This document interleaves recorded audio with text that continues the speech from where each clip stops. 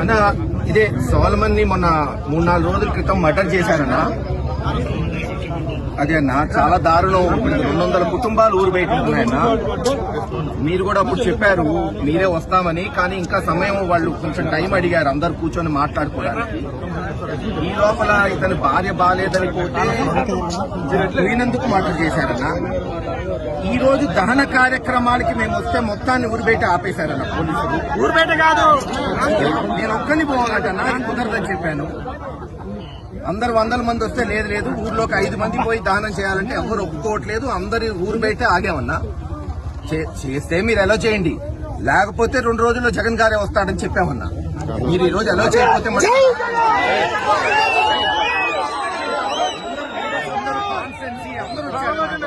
మంది అసలు అమాయకుడన్నా, చనిపోయినోడికి అసలు గొడవలకి ఫ్రాక్షన్ కి ఏ రోజు పోడు పాపం. అందరు స్వచ్ఛందంగా వస్తే పోలీసులేమో ఎవరు నెల చేయం 5 కార్లు అంట. వాళ్ళు చెప్పిందంతా విన్నామన్నా. వాళ్ళు ఈ రూట్ కాదు ఆ రూట్ అంటే అదో ఒప్పుకున్నాం. మనకే దానం కావాలి పాపం, అతను మళ్ళీ ఫ్యామిలీ ఫీల్ అవుతారు కదన్నా, సెంటిమెంట్ అన్ని ఒప్పుకున్నాం. తీరా ఊరి దగ్గరికి వస్తే ఇప్పుడు ఊర్లోకి ఎలా చేయరంట. ఓన్లీ 5 నాయకులు పంపిస్తారంటే రోడ్డు మీద కూర్చున్నామన్నా. ఇప్పుడు అనుజ్ రావు అని వాళ్ళ బ్రదర్ అన్నా.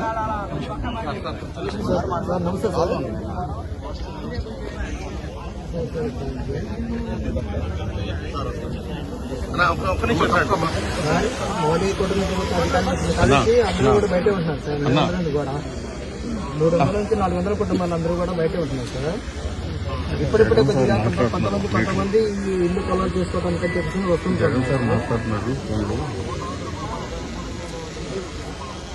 అవును సార్, దాన్ని చూసుకొని మనం కొంతమంది అప్పుడప్పుడు కొంతమంది వచ్చేస్తారు సార్. అయితే బ్రదర్ కూడా ప్రస్తుతానికి గ్రామం పక్కన బ్రాహ్మణపల్లిలో నివాసం ఉంటుంది సార్. వదినమ్మ గారికి బాగలేకపోతే చూడటానికి వచ్చారు సార్. ఈలోగా కలర్గా ఉన్న బ్రష్ ముఖం కడుకుందని తెలిసిన రోడ్డు మీద ఇంటి ముందుకు వచ్చినటువంటి వ్యక్తిని, అన్నయ్యని మోటమరి పేతురు కాంతారావు అనే వ్యక్తులు రాడుతో దారుణంగా తల మీద కొట్టారు సార్. దీని మీద మేము హాస్పిటల్కి వెళ్ళేసి మామూలుగా ట్రీట్మెంట్ చేసేసుకుంటే సీరియస్గా ఉందని చెప్పేసారని నిన్న చనిపోయాడు సార్ 15 తారీఖు. సరే మా అక్రమ కేసులు పెట్టిన మా మీద కూడా చనిపోయిన మా అన్నయ్య మీద నా మీద అక్రమ కేసులు పెట్టారు సార్. 324 కట్టారు సార్. వాళ్ళు కూడా కొట్టారు. ఈ విధంగా దారుణంగా హత్యా ప్రయత్నం చేశారు సార్. మేము అడిగితే మీరే కొట్టారంట అని చెప్పేసారని వాళ్ళ మీద కూడా 324 కేసు మాత్రమే కట్టారు సార్ పోలీసులు. ఇప్పుడు హడావిడిగా అదేదో 370 కడతాము, మీరు అట్లాంటి ఇట్లాంటి మా రిపోర్ట్స్ ఇవ్వండి అని చెప్పేసి ఇప్పుడు మమ్మల్ని అడుగుతున్నారు సార్. ఊళ్ళో మాత్రం 300 నుంచి 400 కుటుంబాలు ఇప్పటికీ బానిస బతుకులాల్సి వస్తుంది సార్. ఊళ్ళో కూడా నియంత్రితంగా ఉంది వ్యవహారం సార్. ఈ పరిస్థితి అయితే మారాలని చెప్పేసి మేము అందరం కోరుకుంటాం సార్.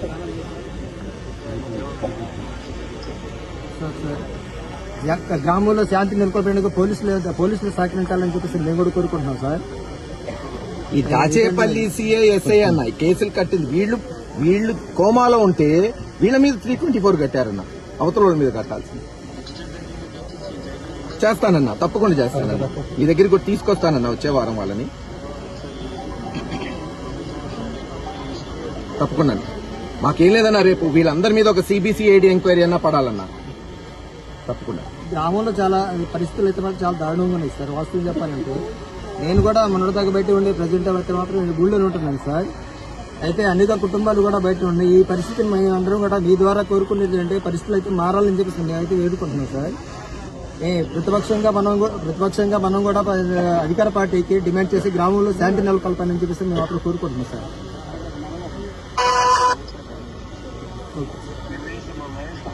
నేను చూసుకుంటాను అన్న.